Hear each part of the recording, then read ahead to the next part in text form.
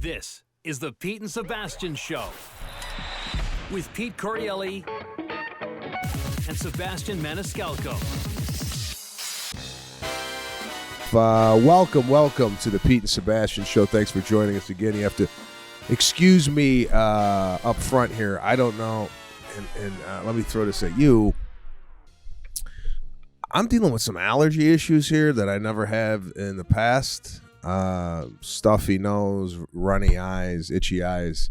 So I might sound a little congested. So my apologies.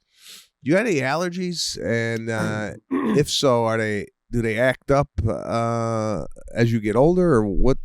What do you got over there? Well, I'm not me, man. I'm not really an allergy guy. I mean, people around me are. But right now we got the Canadian smoke again, which, two things.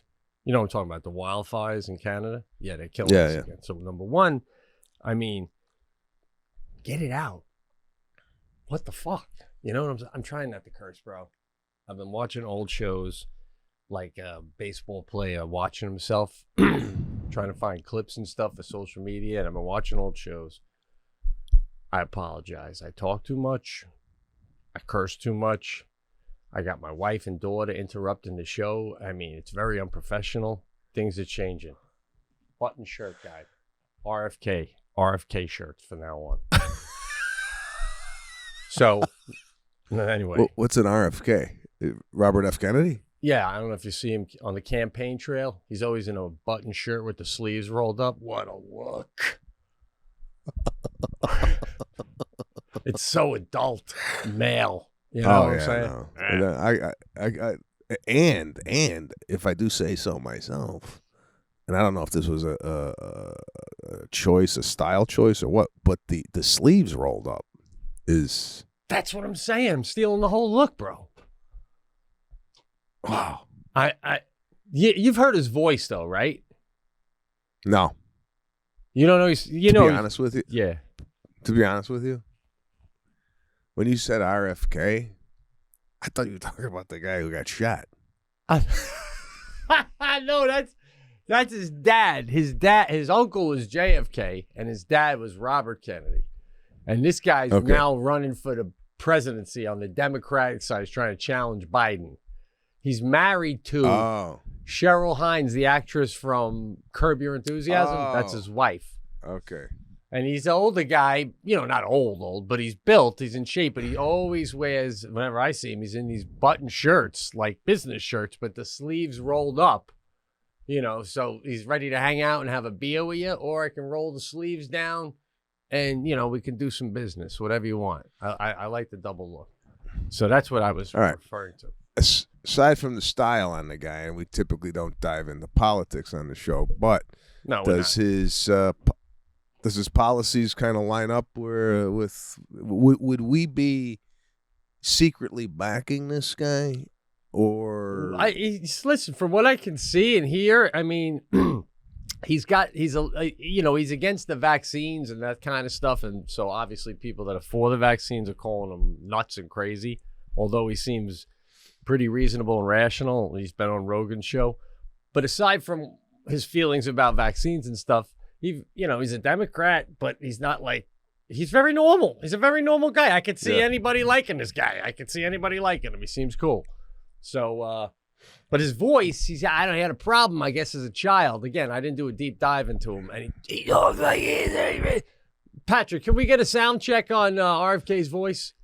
Because I'm just wondering. Just look up for RFK's, and then we'll tell you when to plug it in. We don't have Patrick. It's Fizz. Fizz is running the boards today with. All right. Patrick apparently is. He's got other things to do.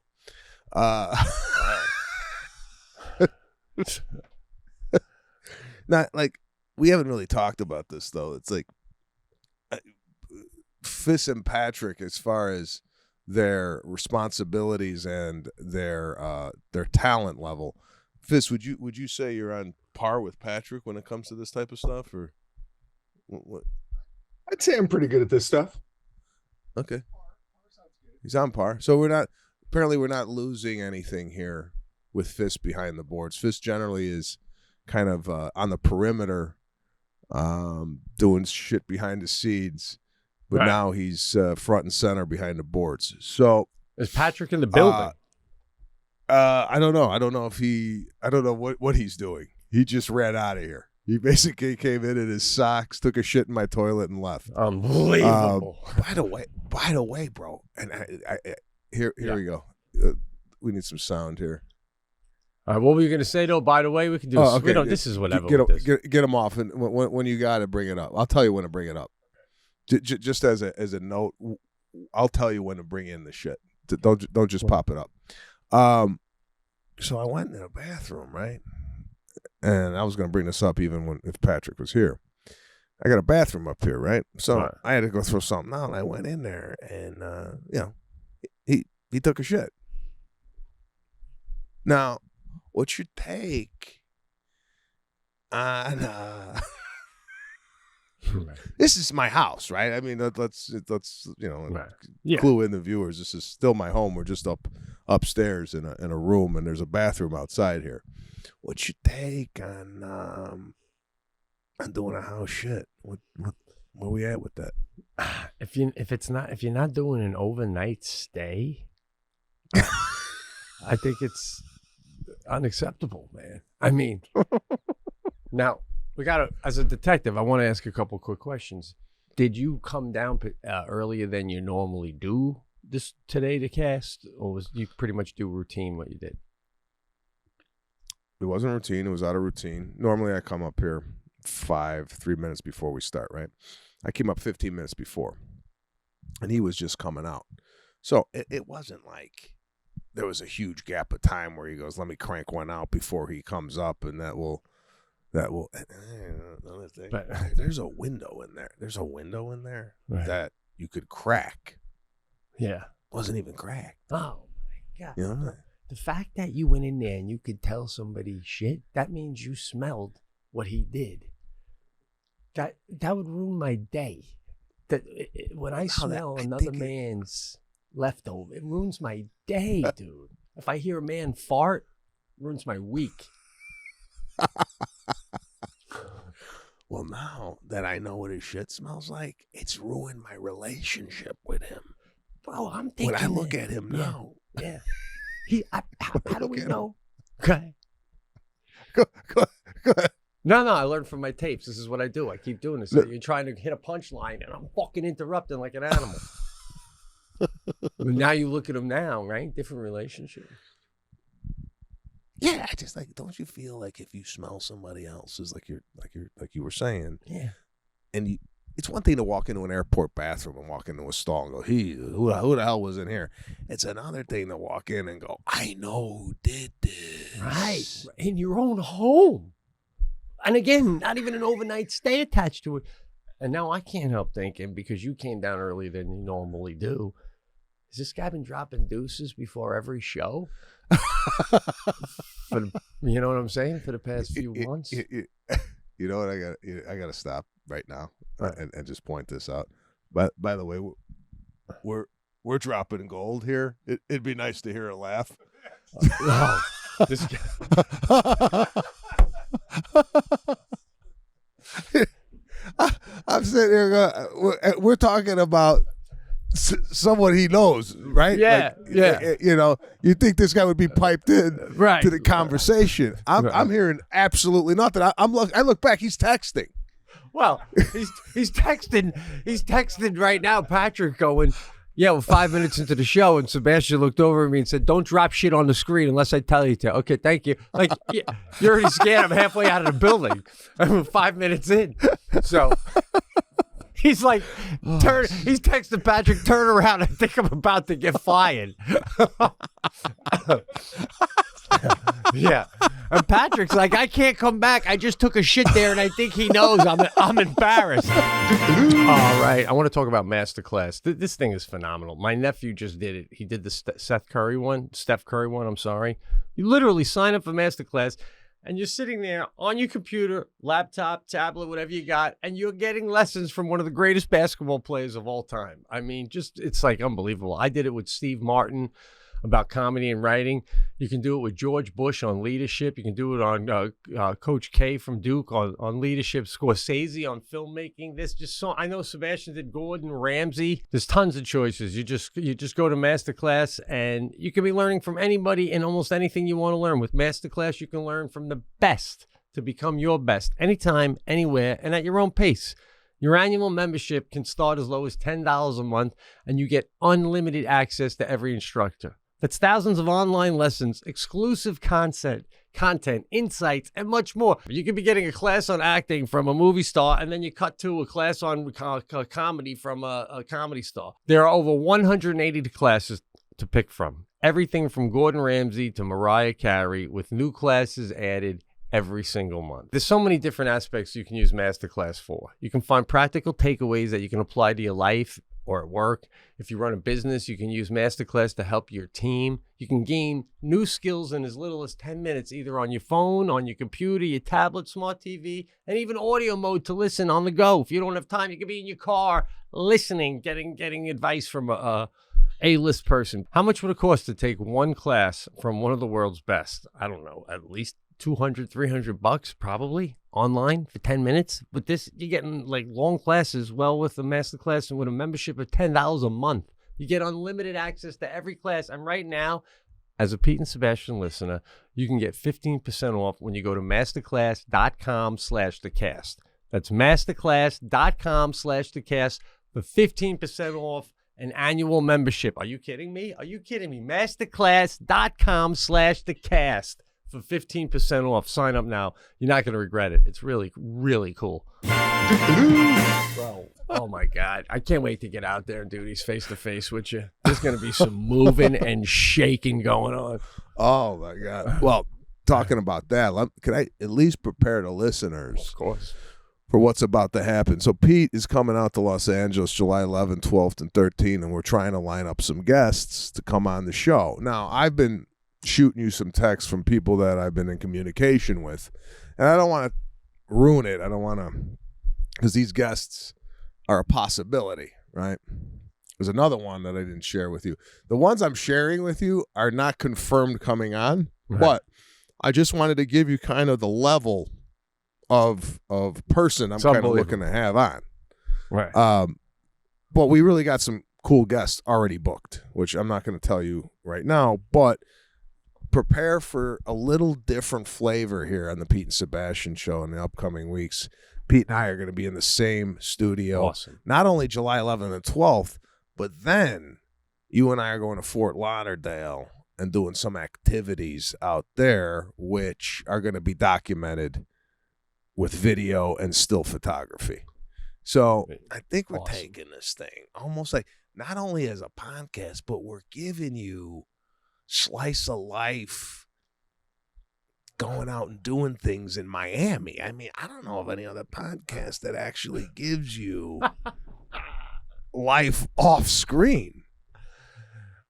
Yeah, you know, it's kind of like when you're doing a TV show and a guy comes in and tells you about something fun you can do. We're actually going and doing it and bringing it to you, right? And the guests, first of all, I'm psyched to be face-to-face with you. That's going to be awesome. It's a long time coming, doing a bunch of them at the studio. And we're not just doing one or two. We're going to like film a bunch of shows, folks. We're going to have a lot of guests on, and some of the guests we already, like you said, got lined up are very exciting. And some of the, like, you know, Sebastian has been sending me here and there like a screenshot of just like the text of him asking a guest to come on. And some of the people that you're having like casual conversations with are like unbelievable, you know? And they're going, yeah, I'll try. I really would like to do that. I mean, just icons. I'm stunned. I'm stunned that I'm even getting a response, bro. So, but you're getting responses it's like, exciting. No problem, of course. And then some of these people, I don't want to name anyone, but like you're reaching out to like huge icons, and you go, Pete Correale's coming to town. Me and Pete are big fans, as if they know at all who the hell I am. I'm so appreciative of that, because I'm sure they read it and go, first of all, I don't know this guy you're talking about, but anyway, what's going on? Oh, thanks, bro. I'm only throwing in your name, right? What I'm also doing is I'm attaching a sizzle reel of our show, just in case they don't even know what it is. Right. I pop in and this is what we do, and boom, it's like a minute sizzle reel of us that my sister cut and gives you kind of like what we're all about. So I'm like, Jesus Christ. How can you not want to come on with the message and the sizzle? Jeez. Holy, that's unbelievable, man. Now, I really doubly and triply appreciate how you're doing that and reaching out now, because last night I reached out to somebody that looks like they're going to come on. Somebody we both know in the comedy business, but, definitely up there.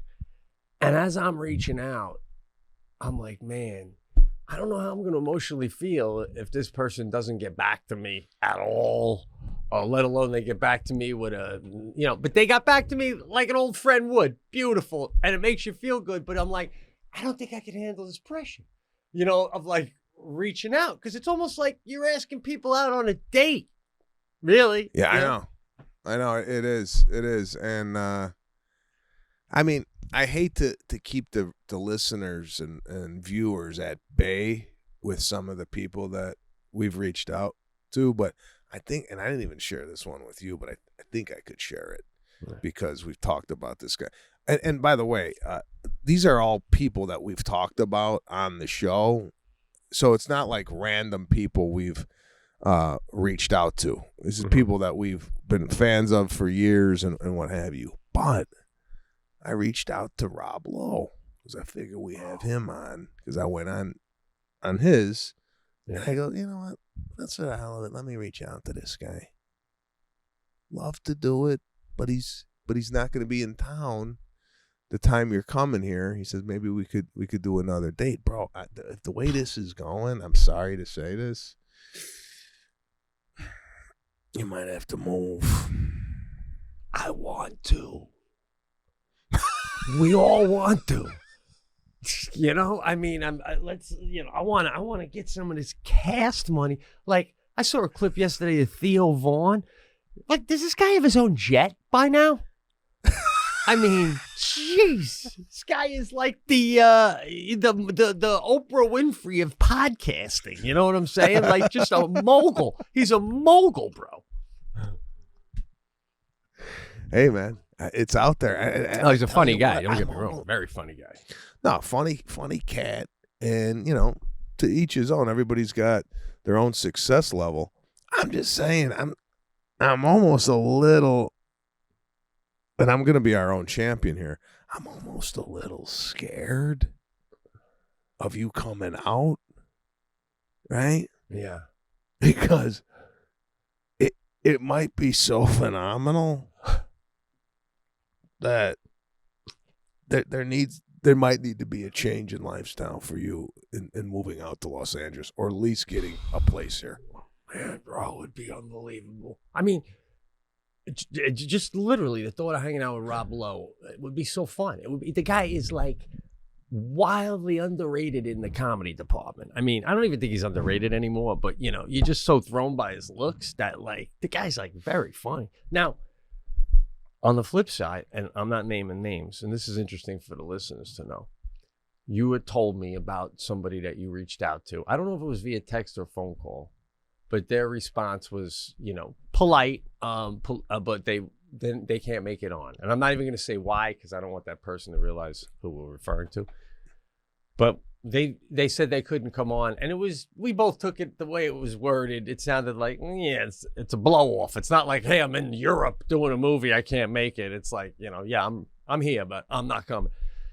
And it made me, and it was funny because at the end of it, you're reading it and you go, I'm gonna have to pass. And you do one of these where you read the email, you go, I'm gonna have to pass. He's passing. And then you're like, I don't know how I feel about that. And I go, dude, I don't like the guy now. 2 minutes ago, I was a huge fan. By the end of hearing that message, I don't like him. And then I tell Jackie about him. And then we're watching something and he comes on. We're watching a movie the other day and he comes on and she goes, oh, it's him. Should we? I'm like, flip it. We're done with him. So, be careful who you ask. Don't ask Brad Pitt, because if he says no, I can't watch Brad Pitt movies anymore. And I really like Brad Pitt movies. If we might not be watching movies by the end of the year based on who we ask. Oh man. Oh God, I almost want to send you one. That and by the way, guys, we're not sitting here bragging about who we've asked and whatnot. It's just No, fun to because talk we're making about, fun but- that we got blown off. It's funny. No, yeah, absolutely. I gotta send you this one. It's gonna go to your email. You have access to email over there? Yeah. What? Yeah, of course. Okay, it's at Pete Correale. Yeah, you got it. I was gonna give your email address. Hey, listen, may as well give my home address. Is it the one with a 7? Is it the one with a 7? Yes. So, go ahead. You can talk. what about Watt? He's not going to be in LA? By the way, have you been reading about him lately? I think there might be a bidding war going on for his commentating services, bro. No, I haven't. What's going I think Tony Romo's shaking in his boots, to be honest with you. I mean, I think Watt's slated to be the next John Madden if he wants it. That's what I've been reading. I got nothing coming in from you, by the way. Yeah. I just sent it over. All right, so yeah, I'm really looking forward to those shows, and if it works out, I'm just going to tell Delta, just lock me in for every 2 months. Fly me out. Yeah, maybe that's the way it goes. I think that's what Burt Kreischer does with Tom Segura. He flies out to Austin and they do it once a month or whatever the hell they're doing. But anyway, lots going on here at the Pete and Sebastian show. We're trying to give you quality entertainment. We never dip below the belt here. We just try and keep it classy over here. Except for the beginning, we're talking about Patrick dropping one. That's normally yeah.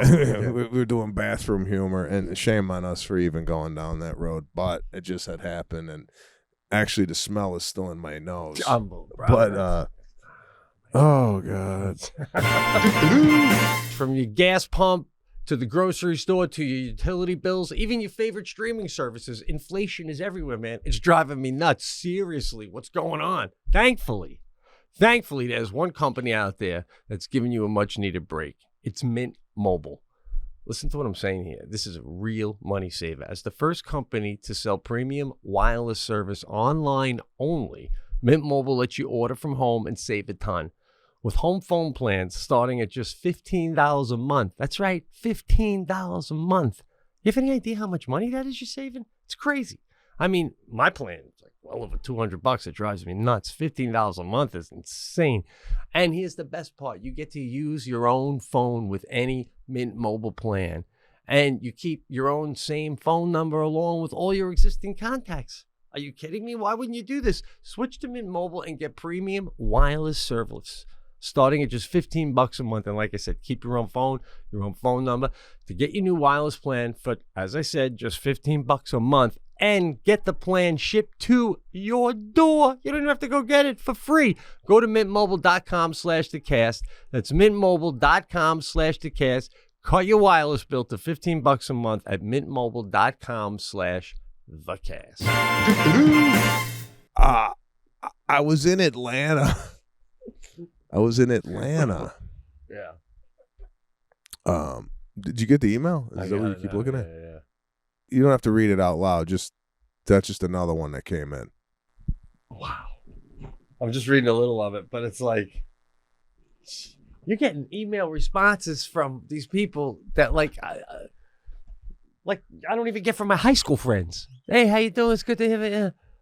You're in it, dude. You're like in it. God. That I want to comment on, but I can't just yet because it's still in the making. But there's a funny thing that I read in that particular email that I definitely wanted to bring up on the show. But what I want to get into is my flight experience, and the listeners know every now and again we go down the airport airline travel experiences you and I go through. So I'm flying Delta into Atlanta, doing a corporate gig out there. And, I mean, the annoyances on the airplane, they're so abundant. Yeah. You rarely could get a nice flight anytime you fly. And, I wanted to get your take on this because I I had a kid behind me, and he was taking his feet and shoving them in the kind of like there's a crease that connects to my seat. So I'm getting his feet like on my ass, right? He's like, but it's not, I'm not touching his socks. There's like fabric between, and he keeps jabbing them in there. His mother's sitting at the window. His father is sitting across from me with the other kid, right? Now, is it okay to turn around to the kid and go, hey, would you mind not doing that on the seat? Or, and the kid is, I'd say about 8 or 9. Or do you got to tap the father and go, hey, your kid's kicking my seat. Could you, what do you do? Bro, what a great question. What is the age where you then no longer tell the parent about the child and you go straight to the child, straight to the source? I'm thinking up until about 13, you still got to turn to the dad. Kids still too young. Somebody turned to you on an airplane and said, hey, your daughter's kicking my seat. Would you mind telling her? Right. Would you be mad at the guy for bringing it up to you, or would you take that frustration out on your daughter going, what are you doing? If he said it basically how you did, I would take it out on my daughter. I'd apologize to the man, and I'd be embarrassed at myself for not policing that. I'd be like, oh, I'm so sorry. Yeah. Boom. But if he was like, tell your little jerk kid to stop, then, obviously. How about you? What do you think, man? I mean, I'm dying to know what the play was, or did you ignore it? I ignored it. Because I felt like and I'll tell you what, there's something that happened with the father that I think I missed early on in the flight. I was sitting in the seat, and I was doing whatever. I was looking on my phone. And I had headphones around me. By the way, here's another thing. I have like Bose headphones, and I had them around my neck. My question to you is there an age you reach where you no longer could rest headphones around your neck and look cool? Have you seen this where like if you have headphones and then you take it and then and they just are resting there. As a 50-year-old man, do you think people go, who does this guy think he is? Well, I can't believe you thought there ever was an age where that was cool. I mean, it's never cool. I mean, it's just a necessity. I don't think, even when I look at a 15-year-old, I don't think he looks cool with his big headphones. But well, I mean, no, bro, you're cool. Fine. You're fine with that. I think you could do that till you're 85, man. Okay. Are you though like? Because I look at other guys. I see like a 60-year-old man, and he's got Bose headset around his neck. I'm like, all right, guy. Like what are you coming into on NFL game day, getting ready for the the big game? You know what I'm saying, with the headphones around here. But you're scaring me though, because you bring up another good point. As we get older, some of these things that like are seen as like what you're saying, headphones. Just because I'm 60 now, I can't have headphones. Like, what am I supposed to do at 60 if I still want to listen to music on the plane like a 20-year-old? It's it's happening left and right. You can have the headphones. Can I wear jeans someday? I'm afraid there's gonna come a day where people are gonna go, look at this 80-year-old in fucking Levi's. Give it up, gay. Give it up, gay. Go ahead. You could still wear the headphones. I'm just saying, walking around with them around your neck, around the airport when you're not using them, seems to be a little, it's like an age appropriate thing. So I don't know. I had the headphones resting on my thing. And this guy said something. You ever have somebody say something and subconsciously you heard it, and then they say it again and you hear it again and you're like, is this guy talking to me? Like, I thought he was maybe just talking to his son or whatever. It didn't register, but it was too late to respond to what he said because I was going through this in my head. Is this guy talking to me? Should I talk to him? Should I say something? Nah, he's not talking to me. And then it went past the time where I could have said, did you say something? It would have been like, what do you got, like a delay? Yeah. So I think he thought I was blowing him off. Oh. Right? And then when we got up to go, I had my headphones on. And he might have been a fan, I don't know. But I had my headphones on, and he's talking to his son. And he goes something to the effect of, because I had music on, he said, well, I'm sure it annoyed this gentleman the whole flight, right? But he said it to his wife. But he said it so I could hear it, right? So then I had another one of those things where, do you ever hear something, you got headphones on, but then you don't want to engage, so you act like you didn't hear it? Oh, yeah. You ever have that? Yeah, man. That's hard acting. That's hard. I find that to be difficult. But I did one of these. I go, yeah. And it was just to acknowledge that I felt like I had to make up for the non-interaction earlier on in the flight. Anyway, long story short, I didn't mention the whole flight that the kid was kicking my ass, right? But here's another thing that happened. There's a TV set embedded in the seat in front of me. Yeah. Right? Do you ever watch movies on that thing? Is that a regular thing you do? No, it's not a regular thing, but sometimes if I have a long flight, in my head, I'm like, I'm going to treat myself. Not that they're free, I know, but I'm going to watch a movie halfway home. So, yeah, I do sometimes. Okay. I generally don't use it because I brought my own entertainment. I download whatever I want to watch, and I watch it on my iPad. But the person in front of me did one of these, and I have to put the microphone in order to show you, did one of these. And they grabbed the seat behind me with their fingers. So I'm looking at their hands, and it's covering the TV screen. Yeah. But I wasn't watching anything. But I was still bothered that they had the audacity to come in to me, right? Right. That is my space. 100%. Even though it's your seat, the back of the seat is mine, no? Absolutely, man. That would infuriate me. And if you're with a certain woman, certain women would go, well, you're not using it, so why do you care? Oh, you're missing the point. Right? This animal. If you got to curb this, because this guy's going to take this animal behavior everywhere he goes, right? Oh, bro, I'm getting hot. I'm getting so hot just hearing this one. I would almost put on a movie just so I could go, can you get your fucking hand off my screen, guy?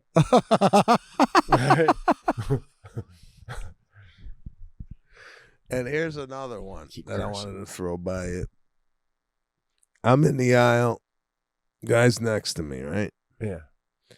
It's a 4.5-hour flight. How many times is too much to get up and go to a bath? I guess I'm asking you, how many bathroom allowances do you get on a flight if you're sitting at the window? At the window. How many times could you? Yeah, how many times could the guy tap me on the shoulder and go? Right. I'm thinking. By the way, that's the universal. Nobody says they got to go to the bathroom on an airplane. It's always a tapping. Nothing said. It's always. Right. And the people, and when you're someone they got to get past, everyone instantly always goes, oh, no problem, and they undo it, right? No one ever goes because they always go, you mind, like you say, right? And then you go, no problem. Imagine just looking at the person and go, you just went an hour ago. No, not yet. I say, I don't know, every 2 hours. What do you think's appropriate? So every 2 hours you get. So on a 4-hour flight, you get 2 bathroom breaks. Yeah. Right? This guy did 4. Right? It's not like I'm just sitting there with nothing. I got the tray table down, right? I got the iPad on the thing, right? I got a drink to my left. You know, there's a lot of movement I got to do. My bag is in the.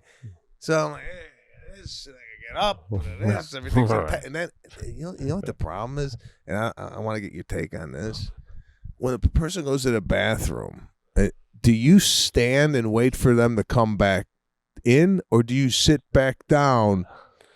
And then when they come back, you get back up again. What's your move on the bathroom so break? Funny. Did you ever see those people that when someone gets up in their aisle to go to the bathroom, they stand in the aisle, and they're doing the stretches and what are you gonna do that? You're gonna do back stretches till he gets back? Oh God. I usually my question is with that is, would have got up and did the stretches if the guy didn't get up to go to the bathroom? No, they're doing the stretches because they got to be up. I love when the person in the middle, if I'm on the aisle and the person in the window has to go, and then the person in the middle goes too. I like that move. I'm like, thank you. Double down when the other guy goes. Let's not like keep going. Mm-hmm. Now, bro, I got to get back to the hands behind the thing really quick because Jackie and I were dying this past weekend. I don't want to get into the whole thing right now, but not that there is, but we went to see Bonnie Raitt and we had just a great time. But when we were seating, it's like the seating was general admission. The floor was separate, but general admission all around. And it's an old outdoor amphitheater. So it's literally like a church pew, all wooden benches, people bringing their own cushions, which we didn't know. So when we sit down, we're second to the front row, and there's a guy in front of us, and he does one of these where he puts his elbows over the back bench of the pew, and he puts his feet out because he's first. So now his elbows, like from here to here, is hanging over into my area. All right? Yeah. Now I'm in a pair of shorts. His elbow's like here. My knee is here. So it's not really near, but I look at Jackie and I'm like, you believe this guy with freaking elbows, you know? So at one point, he goes forward to like get something out of his bag. And I know when he's done getting out of his bag, he's going to come back. And I know exactly where his elbow's going to be. So I slide over in my seat and I gotta lean my knee forward. So it'll be right there, and Jackie's dying laughing. She's dying, right? So then when he comes back, his elbow hits my knee like it touches, and he immediately puts his arms back forward. And now I'm sitting there saying to the back of his head, that's right, fucking keep him, you know? And then 10 minutes later, he does the elbow thing again. So now I just bring my knee over, and she watches me, and I just put my damn knee into his elbow and rub it. And as soon as I do that, he pulls away because, you know, and then he didn't come forward anymore. He finally got the message, but it took two skin-to-skin contacts. Now, most men would go, all right, his elbow's not near my knee, so what do I care? What do I care is it's the principle of it all, man. This is not your ass space. Yeah. So I'm right there with you. I got now, but do you think he takes that lesson and he applies it to the rest of his life? Do you think he actually left there going, the next time I go to a concert, I probably shouldn't put my elbow back like that? Or do you think this asshole's going to go to the next concert and just lay out like he's in his living room? Absolutely lay out like he's in his living room. And he smelled a little. He didn't have enough deodorant on, which is another thing. Like, I mean, just, bro, the level of person in this country, and not the people that listen to our cast, if you found us, speaks volumes about the kind of person you are. But but people outside of us in our world here, it's like just a lot of, I'm really getting more and more disappointed as opposed to more and more impressed. You know what I'm saying? Yeah, no, I feel you. I think there's a lot more disappointment out there than like hope that this is going to turn around anytime soon. It bothers me too that this guy's got bad BO and he's got a better seat than you. Like, it's general admission though, bro. When I got into the facility, like the grounds where it is, I was on my way to go to a nice restaurant at this hotel within the grounds. As I'm walking to the restaurant, they're already lining up for the general admission. You're gonna sit there 2 hours in a wooden pew so you could see the little white strand and Bonnie Raitt's red hair better than I can? The hell out of here. Yeah. It makes you almost upset that like they're waiting to get in and they're gonna get closer seat, but like you're like too cool to even do that. Yeah. So you would take the last seat in the general admission, then subject yourself to sitting around like a sheep waiting to go to slaughter. You know what I'm saying? Totally. I got and even I got there like 20 minutes early. I saw some people for general admission, like, and the place was sold out, but they come walking in right as she's about to start. And I'm looking at them like, forget it now, guy. And then you see the husband and wife just do a little, and they find two, and then they just slide down. And I'm like, look at this. All of these animals, we all come early, we fight, we juke and jive, and they just slide right in. So, and by the way, I'm saying stuff about humanity, but they ran out of water early on, right before she even came on. They ran out of water. It was really hot. And they like, whoa, we're going to get more. We'll be right back. And it was just me and another woman waiting. And then by the time they came back, there was about 20 people now waiting. And it took like 15, 20 minutes. They come back with the water. And it's like $10 for a bottle of water. And the lady in charge, she grabs all the water. She turns around. She's like, so sorry for the delay. And then she looks at me and the other lady. And she's like, you two, how many do you need? On us. Sorry to make you wait. Class move. Just classy. And I just love when people do the right thing, man. Well, you love that, and you love that they acknowledge the fact that you were inconvenienced by sitting there for 15 minutes waiting for a water, and then you're going to pay $10 for it. So, yeah, class move there. But there's not a lot of that going on in humanity right now. There's just a lot of, $10. What are you going to do about, there's a lot of like, nobody cared, no customer service. It's sad. Yeah, it is. We went before the concert. We went to this, like I said, this fancy restaurant. It's an old hotel. It's like the second day it's open for the season. So it's a mob scene and everyone's trying to eat before the show. So it takes us forever to get in. We have a reservation. We sit down. And they have like a buffet style because they know some people want to hurry up. And it's upscale buffet. It's like shrimp and all this stuff, but they also have a menu. So Jackie and I already have our drink that we got from the bar. So I see like a hostess and I go, my waiter hasn't come yet. I'm kind of on a time crunch.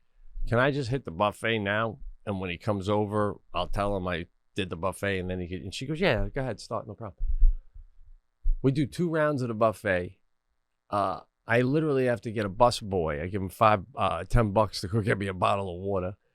Finish the buffet, finish our water, still no waiter. Finally, got to wave a guy down and go, are you my waiter? And he goes, yeah, sorry, I've been so busy. I'm like, okay, I'm done. We ate. I just need the check now. No problem, I'll bring the check.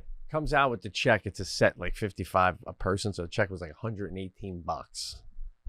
And I'm like, I still tip 25%.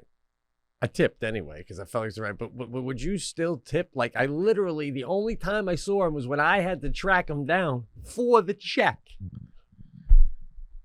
Yeah, it really takes a lot for me not to tip at all. Yeah, exactly. It's always a standard, I mean, you literally have to take a shit on my plate in order for me not to leave a zilch. But it's pretty crazy though. Like, you know what I'm saying? Like I did tip. It's crazy. And just so you know, a buffet waiter, and it's 10%. Ah, well, yeah, I know. By the way, and I'm just saying that's really? that's just standard. Just because they're not taking your order, they're not dealing with the kitchen. It's basically they're taking a plate and putting it. There's no. They're like I used to work banquets, so when it was a buffet. It was just a normal. I don't abide by that rule, but it's 10%. Now, I have a question for you. If you were the manager, this guy, he was sweating so bad. He had to be like mid-30s, maybe early 40s, and he was like dripping. And there was other waitresses and waiters there, and they were all equally busy. But for whatever reason, our guy was like just dripping, like looked like he came out of the boiler room on the Titanic, throwing the coals on. Now, do you think? I was saying to Jackie. I think I'd have to let this guy go. He's a fucking sweat ball over here. Like he just got out of a sauna. Now, as a manager, is it appropriate to say to your guy, like, listen, Billy, you gotta can't sweat so much. If you can't keep from sweating so much, I gotta pull you off the floor, guy. Well, he might be sweating because he's working so hard that maybe he's got too many tables. So that's a managerial call where you got to go, are we overworking this guy? This guy's got 13 tables. He's drenched, right? Or does he got like hyperhidrosis where this guy sweats if he had one table and he's just raining sweat? Right. I got to tell you, though, sweat to me, when you see someone sweating as a server, it almost makes you want to leave, because you're like, that's what I'm saying. I feel like he's gonna grab the food off the tray from the cook, and a little of his perspiration's gonna drip right into my lemon chicken. Oh God, disgusting. I mean, and the great George Wallace. A lot of people don't know this comedian, maybe younger people, but very great comedian, famous for always having a towel on stage with him to pat the sweat. George Wallace was sweating. During the intro, during his intro, he was sweating. All right. So I don't know what disease you called it, but is that like grounds to tell a waiter, listen, you have a sweating problem. I can't.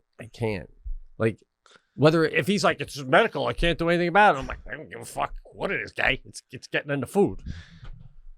Well, yeah, it's like you're not gonna run a relay when you got no legs. It's like, if you got hyperhidrosis, you can't be a waiter. Well, I mean, you're doing the job. You're getting everything out on time, and you're very pleasant to people. But physically, but you're dripping on the food. You're dripping on the food. It's a health concern. That's what I'm saying. That's all I'm saying. All right, we're on. So what's up, bro? Again, I led you down a path I don't know if you wanted to go down. No.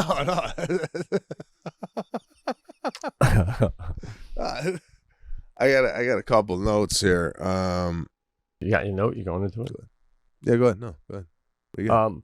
Bonnie Raitt is like, you ever just see someone, especially as comics, who maybe see it more, a performer that just seems to have the road down. You reach a certain age, like she sounded so good, and Billy Joel sounded so good, and these people are in their 70s. I feel like, the perceptions you get in your 70s, you're not good anymore, but it's the opposite. I'm so good, and I know exactly what I like and what I'm good at, and it's like just seeing perfection. And when we got to this, again, it's this gated bohemian community, artsy community called the Chautauqua Institute. It's a really cool place, man. It's like I'd take you and Lana there if you were visiting. And we see her tour bus. Jackie and I will wander in the grounds a little bit. We see Bonnie Raitt's tour bus. And then, so I'm like, okay, so she is like staying here. So then she comes on and she's got that one song, Let's Give Them Something to Talk About. And before she does it, she looks great, black pants, the gold top. And she goes, I woke up on my tour bus today about 7 o'clock in the morning. It was beautiful. And I looked out on a beautiful lake. This is just such a beautiful place. And I'm familiar with it. And I thought, I wish I had a boat. And then someone said, a fella named Lenny will take you out on a boat. So Lenny took me out on his boat and showed me all around this lovely lake, and I had a great day. So I just want to say, hey, Lenny, wherever you are out there, this one's for you. Bam, bam, let's give him. And then she goes right into the song, and I'm like, it was just so nice and pleasant and smooth. Now, you got to think, whoever this Lenny guy is, he had to be like down by his boat at like 7 in the morning, getting ready to go fishing. And someone's like, yo, you want to take Bonnie Raitt out for a fucking tour of the lake? Right. Like, and Lenny must have been like, what? Are you kidding me? No. You got it all wrong, my friend. Oh, yeah? This is a seasoned pro. There was no Lenny. It's made up. When she goes to the next venue with a lake, she tells the same story. Oh, my God, you're breaking my heart right now. Wow. All right. As I told you before, my next door neighbor is the sound guy for the venue. Now, of course, Bonnie Raitt comes in, her sound guys take over. But I saw him floating around during the show, with his big set of keys and checking shit out. I'm going to ask him next time I see him. I'm like, yo, was there a Lenny and a boat ride? Or was that all just for us? Because you're breaking my heart, bro. It could have happened, but it could have happened in 1981. Lenny's been dead for 12 years, and she's been using that one at every lake in the country she goes to, right? I highly doubt Bonnie Raitt at 70 is bouncing around on a tour bus. That's in between gigs. Well, that's what I'm saying. I don't know. The band is on the tour. She's flying in. Yeah. And then she's flying to the next gig. She ain't in a bunk bed at 73 years old on Highway 9. Listen, there was 2 buses. I know what you're saying, and the band gets one with the bunk beds. But like a Willie Nelson situation, these musicians deck out the other bus for themselves, big master bedroom in the back.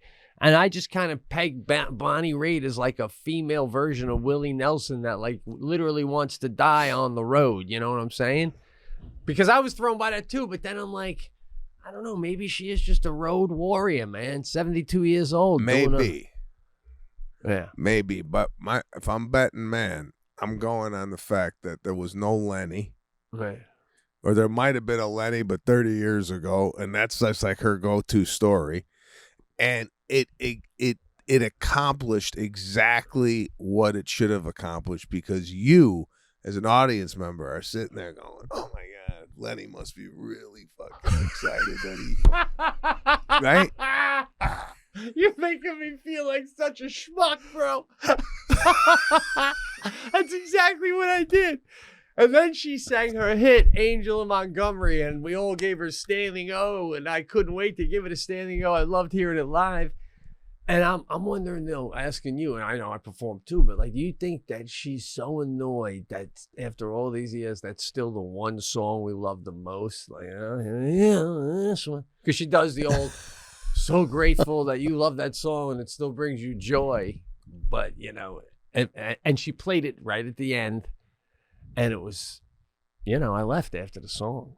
And, you know, it's like, I'm sorry, but that's what I was there for. And I think she knows it. That's why she plays it at the end, you know? Oh, you think if she plays it in the middle, people leave? Yeah, because she only if you has heard that song, yeah. If you heard that song in the middle, would you go, okay, Jack, let's get the hell out of here? Oh, yeah. Yeah, unfortunately I would, yes. Because like I said on Last Cast, she's got like 10 to 12 songs that you know. 3. 3. And one I don't even particularly care for. So she was playing a lot of blues that I wasn't aware. You know, it's one of those places, like, she's great and her voice sounded beautiful, but the whole venue and the night was the show. It was a beautiful, as I said 100 times already, outdoor venue. The weather was perfect. Evening was so fun. You know what I'm saying? It was just, but like the music wise, and she only does like an hour and 20 minutes because of her age. But there was a lot of songs you don't know, and a couple of times I pretended I was focusing on the music with my eyes closed. Asleep, guy.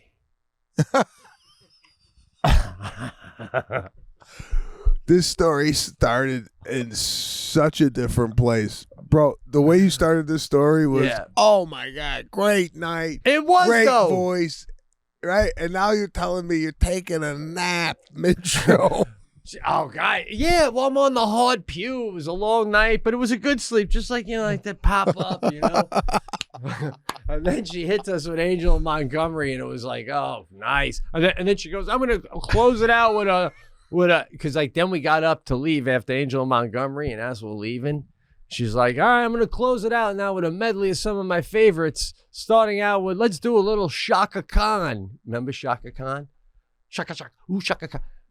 When Bonnie Raitt says she's about to play Shaka Khan, I'm like so confirmed that I'm glad I got up and headed for the car, you know? Like, as soon as she said she was playing Shaka Khan, I told Jackie, run. Everybody's going to get up now. Like, so, but it was a great night. Great night. it's got to be for a singer, right? If everybody heard what they wanted to hear, and there's just a mass exodus towards the exit while you're still playing, does the singer sit there going, and she's singing, and she looking out and going, everybody's leaving? They're in my Shaka Khan bit? Does it? Do you think it registers? Like, it registers for me. It registers for me when I'm doing a show and I'm in the middle of a bit and somebody gets up and leaves. I don't know why they're leaving. It could be to take a phone call. It could be to take a piss. Could be they got an emergency. They got to leave. But for me, I'm in the middle of the bit, and no matter what I'm doing up there, I go in the back of my head. I go, "Where are you going?" Right. Right. What's so important right now that you got to leave during the middle of this story? Right. And that's taken away from your bit because now you're thinking about that a tiny bit. You know what I'm saying? That's why they play their best song at the end, because they don't want to experience that. But I got to tell you, and I'm saying this to all these famous singers out there, we dropped about $2 each, ended up paying for the tickets, and hearing Angela Montgomery live and that angelic voice of Bonnie Raitt played flawlessly was worth every penny, man. I mean, it was beautiful, beautiful. So I do have to say something, and I don't want to come off as. I saw the video that you took while you were in the line. Yeah. And I have to apologize, number one, for not getting you tickets. I still went back, bro. And number two, if I would have got you the tickets, there would have been a back entrance that you could have went into. I think the level you're at right now, you don't wait in the lines. You know what I'm saying? Again, bro, you make me laugh, bro. So I do wait in lines. That's my I listen, I have some I know big time friends. I asked one of them for tickets. That didn't happen. And you, I asked my manager and my agent for tickets, nothing. So I wait in the line. But it was a beautiful venue, man. So I don't mind. I'm not saying, and this is not coming from a place of pretentiousness and whatnot. You tout yourself as an everyday man. You're amongst the people. I get it. I have no choice. Yeah. But what I'm saying is, I'm watching the video, and the first thing I saw, I go, "What is he doing in the line?" Like,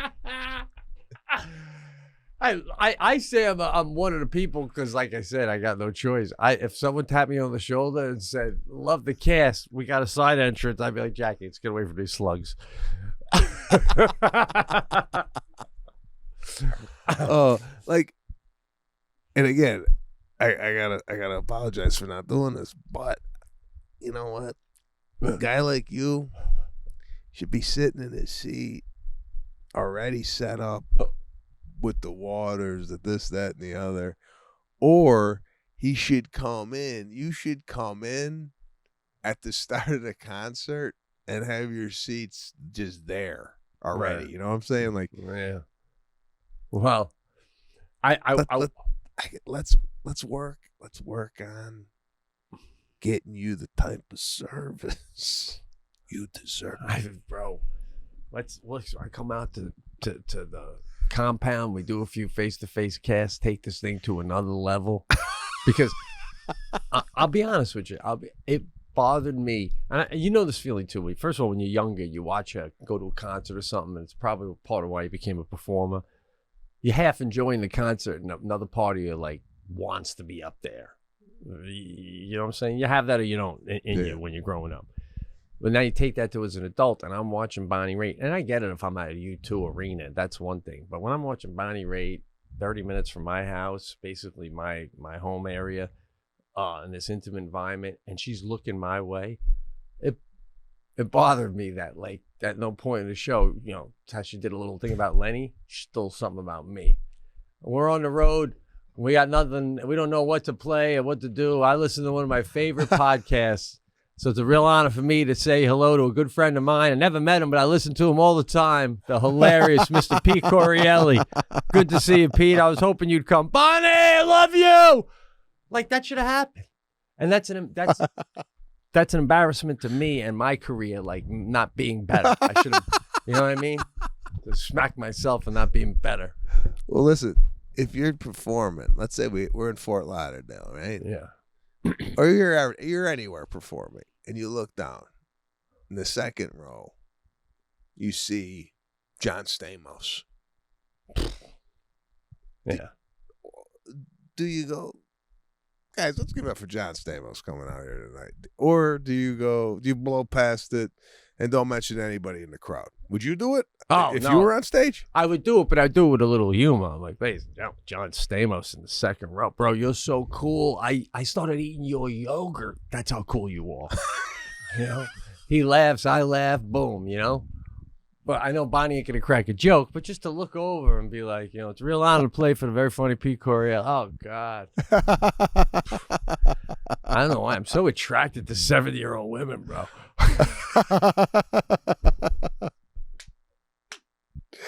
Oh, God. All right. Listen, Are you rushing you got now? anything else before we close I this got to out? ask you one Italian take question. Yeah, absolutely. Cancer Fist. Is that what he goes by? Does he go by Fist? Fist? I just call him Fist. All right, Fist. Can we get Are you up still that? here? Oh, man, he didn't laugh at any of the show? Jesus. So, I want you to pull up that thing I asked you, the arena thing. This was in the news 2 days ago, bro. North Korea had a rally with 100,000 people, and the entire theme was annihilate the United States of America. I don't know if we can see it. That literally was the theme. Okay. And my question to you, that's how many people there, and they all just come on, America's evil, we have to destroy America. All right, and now you can take it off. My question is, do you think out of 100,000 people, do you think they're all buying this? Or do you think they're like, yeah, and then they're turning to the person next to them and go, America's fine. They don't do anything. They're going about like what's your take on that? And because that's like, you know, it's pretty heavy to have a whole stadium get together and say we got to destroy America, you know? Well, I mean, what's the alternative? If you don't you get killed, right? Right. You Okay, get so put in they're jail. gonna- You okay. get put in jail. Yeah, so they go, okay, today we got to go to that rally in the stadium, right? About America, right? Just go in there and yeah, rah, rah, rah, so you don't get thrown in jail and come back here and then they'll watch Seinfeld. You know, That's what I'm hoping. Yeah, Seinfeld bootlegs. Yeah. Like, nah, we know we got no problem in America. It's just they make us say it, we meet, we do it, we leave. That's all right, bro. That's what I'm hoping is going on. Yeah. Oh God. All right. So anyway, all right, guys. That's it. That's it here for the Pete and Sebastian show. Hop over to Patreon. We got extra episodes over there. I've been responding to people on Patreon. I've been going on the message board, and actually, I gotta be honest with you. I'm a little upset with the Patreon people who've been messaging us that I'm not getting responses. I went through about 10, and there's one lady that I'm forgetting her name right now, that reached out to us, very complimentary. She's 49 years old. She's kind of lost in life, and I gave her some advice and what have you. So thanks for writing us. Forget your name. I apologize. But if you did you laugh at that?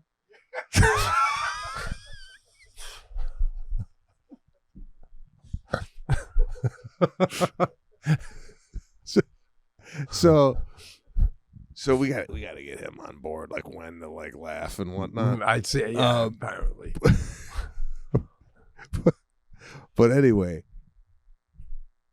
I got no response. Like they reached out to us, Right. I reached back out to them, and there was no like exchange back. Yeah.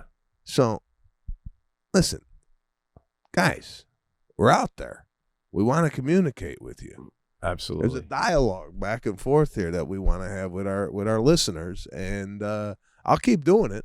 I'm not discouraged by it, but I'm just telling the Patreon listeners, if you're gonna message me, and I message back, let's start some type of friendship. All right. I'm gonna get on there too and do that then. So, did you wait, or like, do you come back and check later to see if they got back to you? I know. I check later. I'll do it one day and then check back another day to see who messaged back. So we're on there. We're active. Reach out.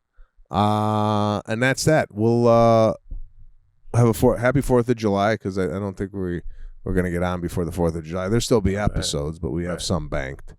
But happy 4th of July to everybody. Have a great one. We'll see you soon. All right. Good hanging, bro.